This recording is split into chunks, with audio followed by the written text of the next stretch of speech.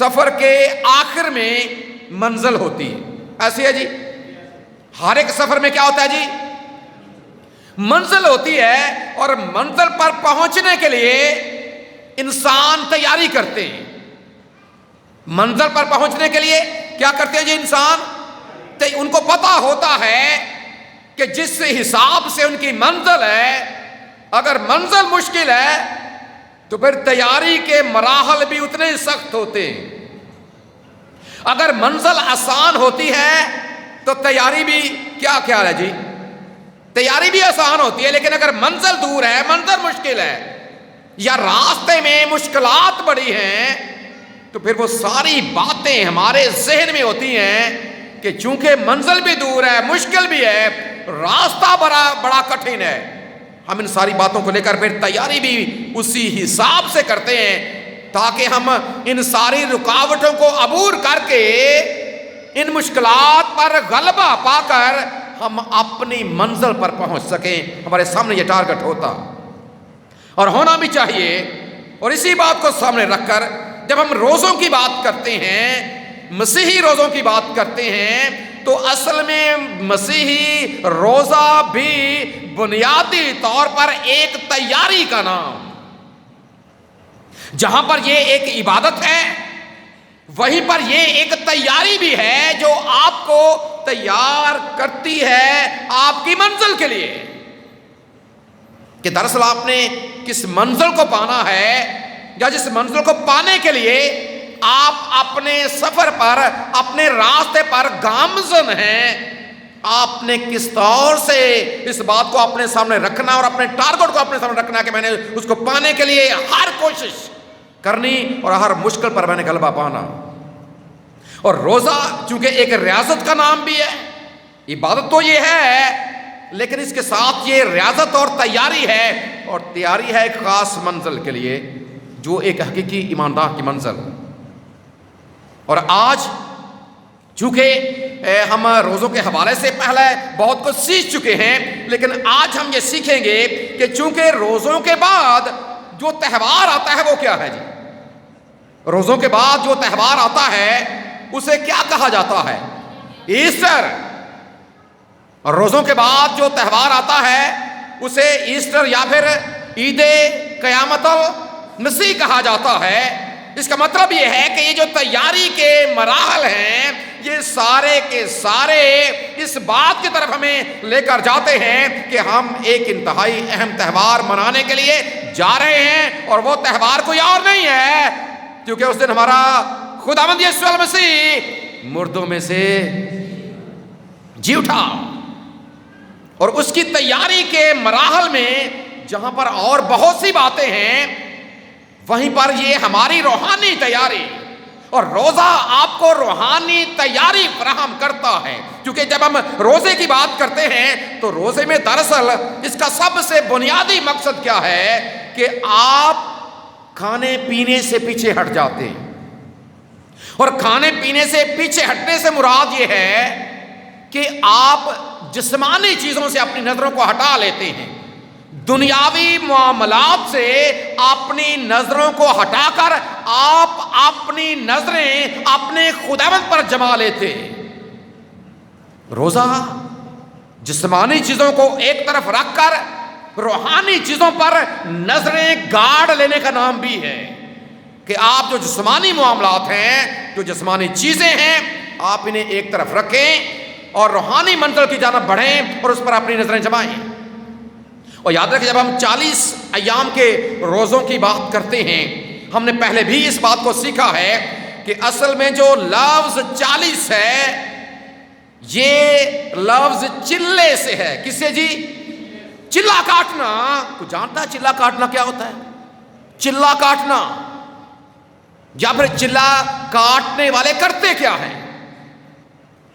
یاد رکھیں چلا کاٹنے والے، ان کے سامنے ایک ان کی منزل ہوتی ہے، ان کے سامنے ان کا ایک مقصد ہوتا کہ میں نے اس مقصد کو حاصل کرنا ہے، اور اس کے لیے وہ کرتے کیا ہیں؟ جنگلوں میں چلے جاتے ہیں، بیابانوں میں چلے جاتے ہیں، جہاں پر کوئی انسان ان کو ڈسٹرب نہ کرے، اور پھر وہ اپنی اس منزل کو، اپنے اس مقصد کو پانے کے لیے پورا دھیان اپنے اس کے لیے جو کچھ انہوں نے پڑھنا ہوتا ہے، جو کچھ انہوں نے کرنا ہوتا ہے، جو ریاضت انہوں نے کرنی ہوتی ہے، اپنی توجہ پوری اس طرف کرتے ہیں اور اسے چلہ کہا جاتا ہے۔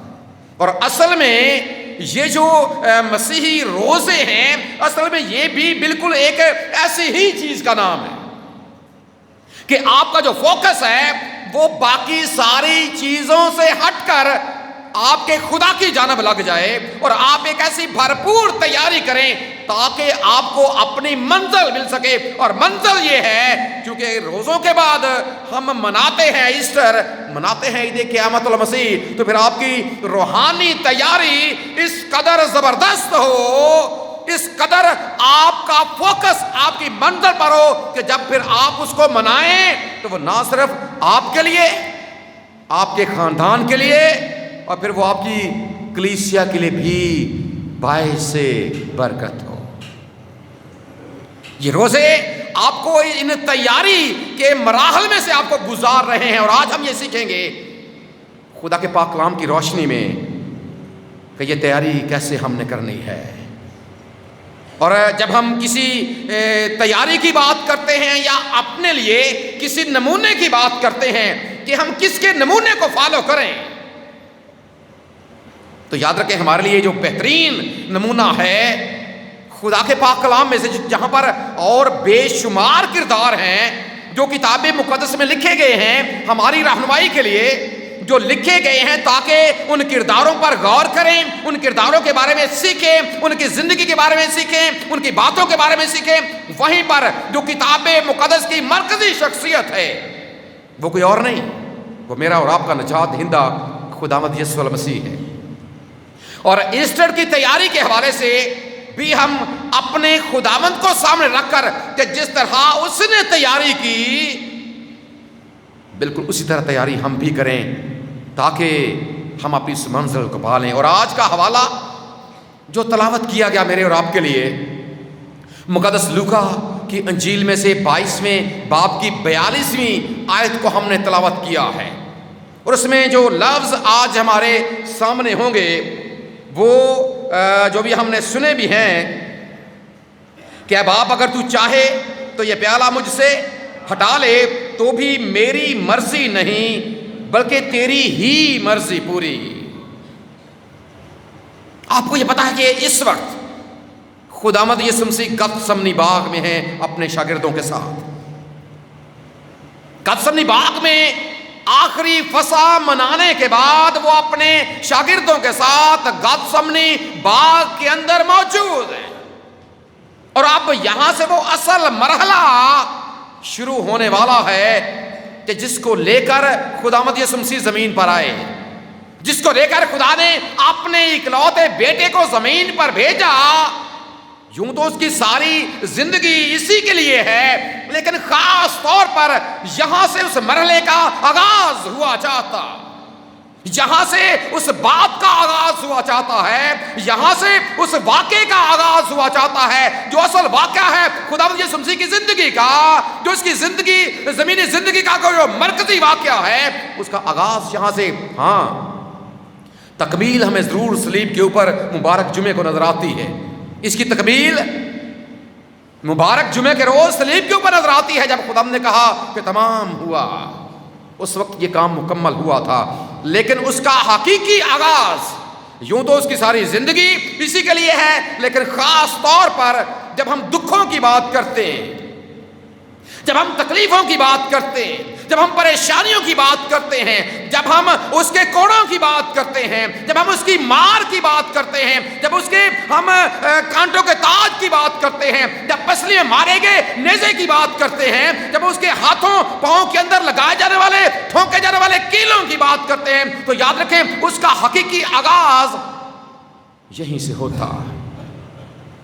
اور یہاں پر خدا کے جو الفاظ ہیں کہ اگر ہو سکے اے باپ، اگر ہو سکے تو یہ پیالہ مجھ سے، اور بائبل کے ماہر لوگ یہ لکھتے ہیں کہ جب خداوند یسوع مسیح نے یہاں پر یہ کہا کہ اے باپ، تو چونکہ یہاں پر وہ ایک بیٹے کی صورت میں اپنے باپ سے ہم کلام ہے، اور جب یہ کہا حالانکہ خداوند کو پتا ہے کہ جو مقصد میرے خدا باپ نے میری زندگی میں رکھا، جس مقصد کو لے کر میں زمین کے اوپر آیا ہوں، میں نے اسے ہر صورت پورا کرنا ہے۔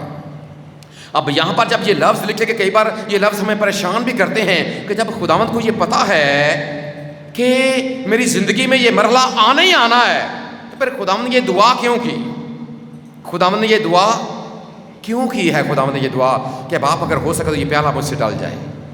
کیوں خداوند نے یہ اس معاملے کو ٹالنے کی کوشش کی ہے؟ یاد رکھیں، اصل متن کے مطابق جب آپ اس کو پڑھتے ہیں تو بائبل کے علماء اس بات پر بھی متفق ہیں کہ اصل میں یہاں پر اس معاملے کو ٹالنے کی بات نہیں ہے۔ یہاں پر اصل میں خداوند نے اپنے باپ کے سامنے، اپنے خدا باپ کے سامنے اس بات کا اعلان کیا ہے، یا اس بات کی ریکویسٹ کی ہے کہ خداوند یہ کام جو آئندہ ہونے جا رہا ہے میری زندگی میں، اگر اس صلیبی واقعے کے علاوہ اگر کوئی اور پلان اس کے بارے میں یا منصوبہ اس کے بارے میں نہیں ہے کہ یہ کام جو انسانی نجات کا کام ہے، یہ کام جو انسانی مخلصی کا کام ہے، یہ کام جو انسانی رہائی کا کام ہے، جس مقصد کو لے کر میں زمین کے اوپر آیا ہوں، کیا یہ اس واقعے کے علاوہ پایہ تکمیل کو پہنچ سکتا؟ یہ ایک بات یسوع مسیح نے اپنے باپ کے سامنے تو رکھی ہے کہ اے باپ اگر ہو سکے تو یہ پیالہ مجھ سے، اپنی مرضی کو خداوند نے بطور بیٹے کے اپنے باپ کے سامنے رکھا۔ لیکن یہ بات یاد رکھیں، بطور بیٹا اس نے مجھے اور آپ کو نمونہ دیا، اپنی مرضی کو ظاہر تو کیا ہے بطور انسان۔ ان مشکل جو آگے مراحل آنے والے ہیں، جو گرفتاری کا معاملہ ہے، جو پیشیوں کا معاملہ ہے، جو مار کھائے جانے کا معاملہ ہے، جو کوڑوں کا معاملہ ہے، صلیبی موت کا معاملہ ہے، یہ خداوند کو پتا ہے کہ آگے کیا ہونے جا رہا ہے، آگے میرے ساتھ کیا سلوک ہونے جا رہا ہے۔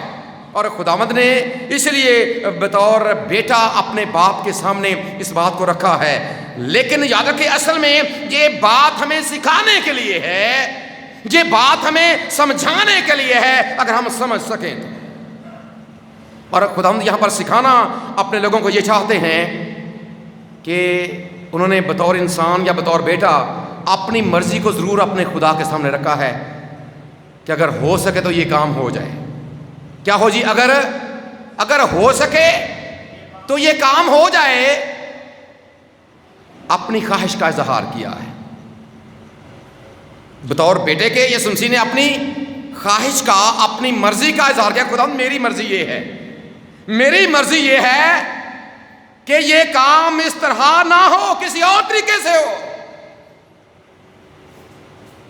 لیکن اصل بات کیا ہے جو اگلے والے لفظ ہیں، تو بھی میری مرضی نہیں، میری مرضی بلکہ تیری ہی مرضی پوری۔ یہاں پر ایک نمونہ دیا ہے خداوند یسوع مسیح نے ہم انسانوں اور ہم ایمانداروں کو کہ ہماری زندگی میں بھی ہماری مرضیاں بہت زیادہ ہوتی، ہم بھی اپنی زندگی میں اپنی، اور مرضی سے مراد یہ ہے جو آپ کے دل کی تمنا، جو آپ زندگی میں کرنا چاہتے ہیں، جو آپ زندگی میں حاصل کرنا چاہتے ہیں، آپ کی مرضی یہ ہے۔ کئی بار پوچھا بھی جاتا ہے بھائی آپ اپنی مرضی بتاؤ کہ آپ کی مرضی کیا ہے، یا آپ کیا چاہتے ہیں، یا آپ کی خواہش کیا ہے، یا آپ کی تمنا کیا ہے، یا آپ کی آرزو کیا ہے، یا آپ کے دل کی بات کیا ہے۔ مرضی سے مراد یہ بھی ہے، اس کا انگلش ترجمہ ول کیا جاتا ہے، اور ول سے مراد جو آپ کی ڈیزائر ہے، جو آپ کے دل کی آواز ہے، وہ بتائیں۔ اور یہاں پر جب یہ لفظ استعمال کیا گیا تو دیکھیں بطور انسان ہماری مرضی کچھ بھی ہو سکتی ہے۔ خداوند یسوع مسیح نے ہمیں ایک ایماندار ہونے کے ناطے سے ہمیں یہ نمونہ دیا کہ اگر ہمیں دعوے دار ہے کہ ہم اپنے خدا پر ایمان، یقین اور بھروسہ رکھتے ہیں، اپنی مرضی ٹھیک ہے بطور انسان ہمارے اندر موجود ہے، ہم نہ جانے زندگی میں کیا کچھ کرنا چاہتے ہیں کچھ پانے کے لیے۔ اور خاص طور پر جب ہم اپنی مسیحی دعا کی بات کرتے ہیں، ہم خدا سے دعا کرتے ہیں اگر آپ سے پوچھا جائے کہ آپ کیا دعا کرتے ہیں، یا آپ دعا میں وہ کون کون سی باتیں ہیں جو آپ اپنے خدا کے سامنے، اپنے آسمانی باپ کے سامنے جو دعا میں آپ چیزیں رکھتے ہیں؟ دعا کا مطلب کیا ہے؟ خدا سے رابطہ کرنا، خدا سے مانگنا، کیونکہ ہمیں یہ سکھایا گیا ہے کہ مانگو تو تم کو دیا جائے گا۔ ہم مانگتے ہیں کیونکہ خدا کا چاہتا کہ ہم مانگیں، اور اس مانگے جانے میں ہم کرتے کیا ہیں کہ ہم اپنی خواہش کو اپنے خداوند کے سامنے رکھتے ہیں۔ ایسی ہے جی، اگر آپ وہ ساری لسٹ جو یہاں پر لگی ہوئی ہے، کبھی وہ ساری پرچیاں پڑھیں، اس کے اوپر لوگوں کی ضروریات موجود ہیں، لوگوں کی خواہشات موجود ہیں کہ لوگ خدا سے کیا توقع کر رہے ہیں، اور نہ صرف وہ لکھی گئی ہیں بلکہ اگر میں اپنی بات کروں یا ہم میں سے ہر کوئی اپنی بات کرے، ہم سب کا یہی معاملہ کہ ہم اپنی دعا کو جب اپنے خدا کے سامنے رکھتے ہیں، اپنی ضروریات کو رکھتے ہیں، وہ ہمارے اپنے لیے ہو سکتی ہیں، ہمارے باپ کے لیے ہو سکتی ہیں، ہماری ماں کے لیے ہو سکتی ہیں، ہمارے بھائی کے لیے ہو سکتی ہیں، ہماری بہن کے لیے ہو سکتی ہیں، بیٹے کے لیے، بیٹی کے لیے، کسی عزیز کے لیے، دوست کے لیے، احباب کے لیے، وہ کسی کے لیے بھی ہماری وہ ضروریات یا وہ معاملات یا وہ مناجات ہو سکتی ہیں۔ ہم اپنے خدا سے مانگتے ہیں کہ خدا تو یہ بھی کر دے، میرے لیے یہ کر، میرے شوہر کے لیے یہ کر، میری بیوی کے لیے یہ کر، میری بیٹی کے لیے یہ کر، میرے بیٹے کے لیے یہ کر، میرے باپ کے لیے یہ کر، میری ماں کے لیے یہ کر، میرے دوست کے لیے یہ کر، میری کلیسیا کے لیے یہ کر، میرے ملک کے لیے۔ یہ ہمارے وہ دل کے اندر کی باتیں ہیں، یا ہم دوسرے معنوں میں کہہ سکتے ہیں کہ یہ ہماری مرضی ہے جو ہم اپنے خدا کے سامنے رکھتے ہیں۔ ایسی ہے جی، ہم کیا کرتے ہیں؟ اپنی مرضی کو، اپنے دل کی خواہش کو اپنے خدا کے سامنے رکھتے ہیں کہ خداوند تو میرے لیے یہ کر دے۔ یہی اصل میں ہماری دعا ہے، اور یسوع مسیح نے بھی اپنی یہ دعا لکھا ہے کہ یہ خداوند نے بھی اپنی دعا خداوند کے سامنے رکھی ہے۔ اور اگر آپ اسی بیان کو مقدس متی رسول کے انجیلی بیان میں پڑھیں گے نا، اس کے 26ویں باب کی 36ویں آیت سے، تو آپ کو یہ لکھا ہوا ملے گا کہ خداوند نے ایک ہی دعا 3 بار کی۔ اگر آپ اسی حوالے کو مقدس مرکز کے انجیلی بیان میں پڑھیں گے اور اس کے 14ویں باب میں پڑھیں گے، اس کی 34ویں آیت سے لے کر، تو آپ کے سامنے یہ بات آئے گی کہ یہی ایک دعا خداوند نے 3 بار اپنے خداوند سے، اپنے آسمانی باپ کے سامنے رکھی ہے۔ 3 بار ایک ہی دعا۔ حوالہ نکال لیا بیٹا آپ نے، متی نکال لیا آپ نے؟ دیکھیں یہاں پر 3 بار یہی بات ہے، ذرا پڑھیں، 3 بار یہی لفظ ہیں۔ مقدس مرکز کو پڑھیں گے، وہاں پر بھی 3 بار یہی دعا خداوند کے سامنے کی ہے۔ لیکن جو فائنل بات ہے، دیکھیں ہم بھی جب اپنی دعاؤں کو، التجاؤں کو اپنے خداوند کے سامنے رکھتے ہیں، اور ایک بات جو مجھے یاد ہے سنری میں ہم نے سیکھی، ہمارے استاد ڈاکٹر اسلم ضیائی، بہت سے لوگ ان کے نام سے واقف ہیں، انہوں نے ایک دفعہ ایک بات کہی کہ ہم جب خدا سے دعا کرتے ہیں تو ہم اپنی مرضی اپنے خدا کے سامنے رکھتے ہیں۔ ہم کیا کرتے ہیں جی؟ ہم اپنی مرضی اپنے خدا کے سامنے رکھتے ہیں۔ خداوند یہ کر دے، خداوند یہ کر دے، خداوند یہ کر دے، خداوند یہ کر دے۔ اور انہوں نے ایک بات سکھائی کہ کبھی ہمیں یہ دعا بھی کرنی چاہیے کہ اے خداوند تو اپنی پاک مرضی کو میری زندگی میں پورا کر۔ اے باپ تو کیا کر، اپنی مرضی کو میری زندگی میں کیا کر۔ اور جب وہ زندگی اپنی مرضی کو پورا کرتا ہے تو پھر دیکھیں جو کون سا وہ باپ ہے، اس کے حوالے سے بھی یہ سنسی نے کہا کہ وہ کون سا باپ ہے کہ اگر اس کا بیٹا روٹی مانگے تو وہ اس کو کیا دے؟ پتھر مانگے پتھر دے، اگر وہ مچھلی مانگے تو وہ اسے کیا دے؟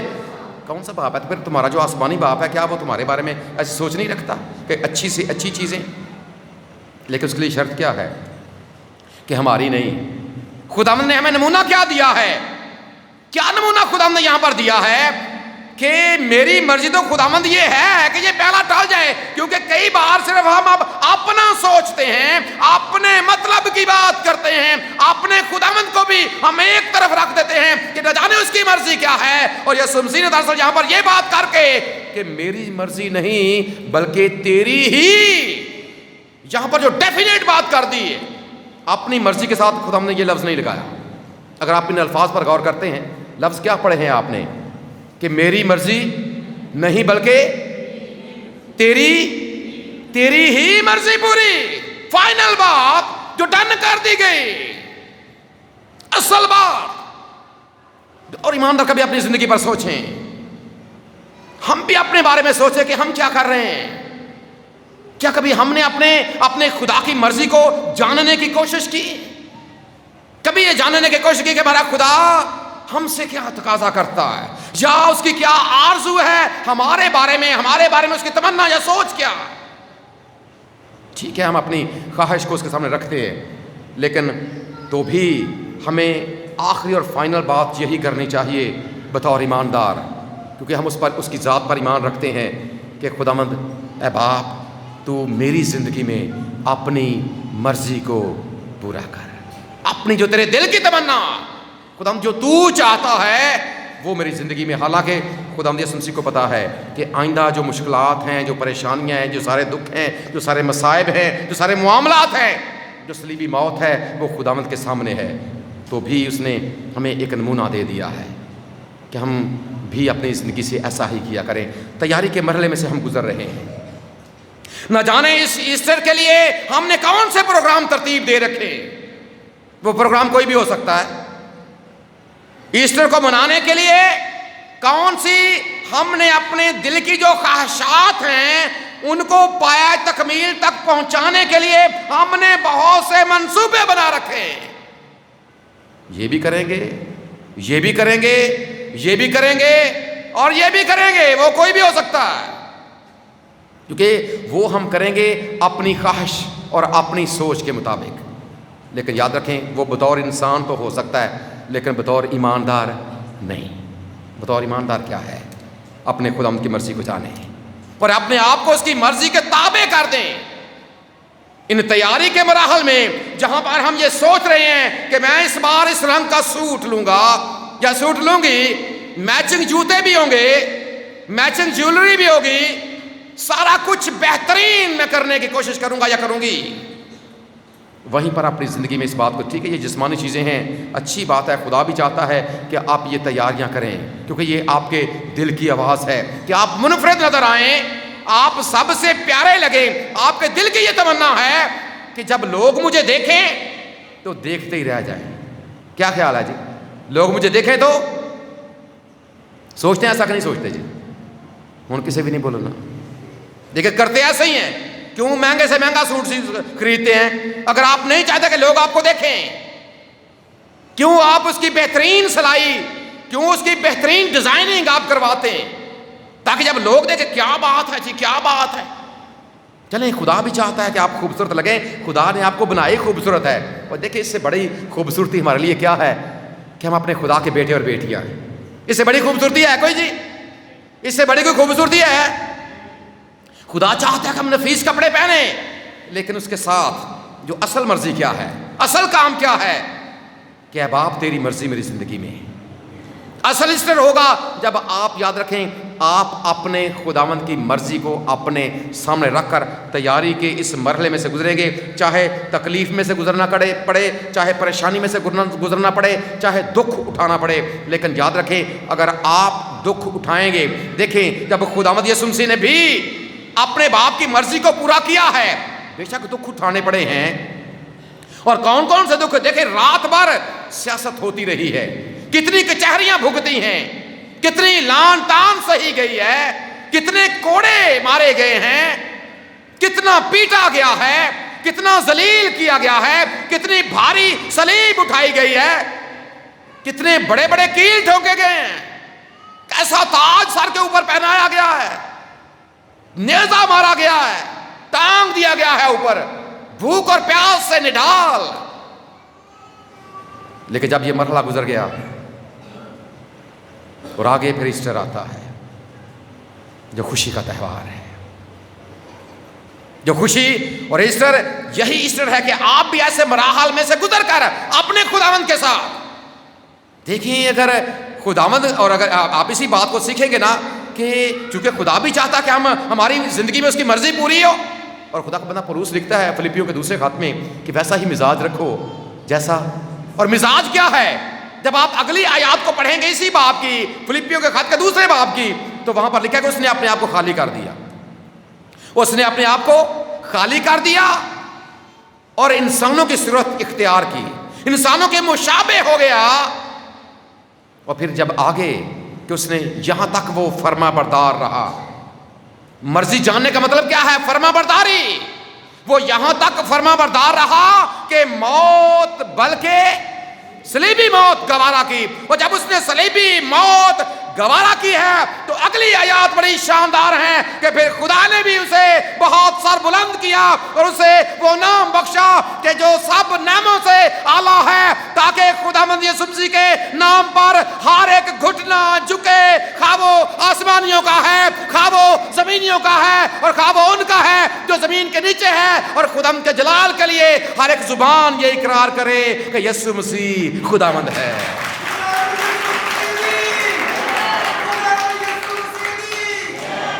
لیکن یہ ایسے نہیں ہے، اپنی مرضی کو پیچھے کر کے خدا کی مرضی کو اپنی زندگی میں پورا کرنا۔ اور اگر آپ بھی یہی چاہتے ہیں کہ یہ ایسٹر، یہ عید قیامت المسیح آپ کی ذاتی زندگی کے لیے اور آپ کے خاندانی زندگی کے لیے اور آپ کی کلیسیائی زندگی کے لیے واقعی ایک ایسی ہی بابرکت یہ تہوار بن جائے، تو اس کے لیے ضروری ہے کہ اپنی مرضی کو ایک طرف رکھ کر اپنے خداوند یسوع مسیح کی اس نمونے کی پیروی کرتے ہوئے کہ اے باپ، میری نہیں بلکہ میری زندگی میں تیری ہی مرضی پوری ہو۔ جس طرح ہم اپنی دعا میں بھی اس بات کا اعلان اور اقرار کرتے ہیں۔ اگر آپ متی رسول کا انجیلی بیان پڑھتے ہیں اور اس کے 6 باب کو پڑھتے ہیں تو وہاں پر یہ بات آپ کو اس کی 10ویں آیت میں لکھی ہوئی ملتی ہے۔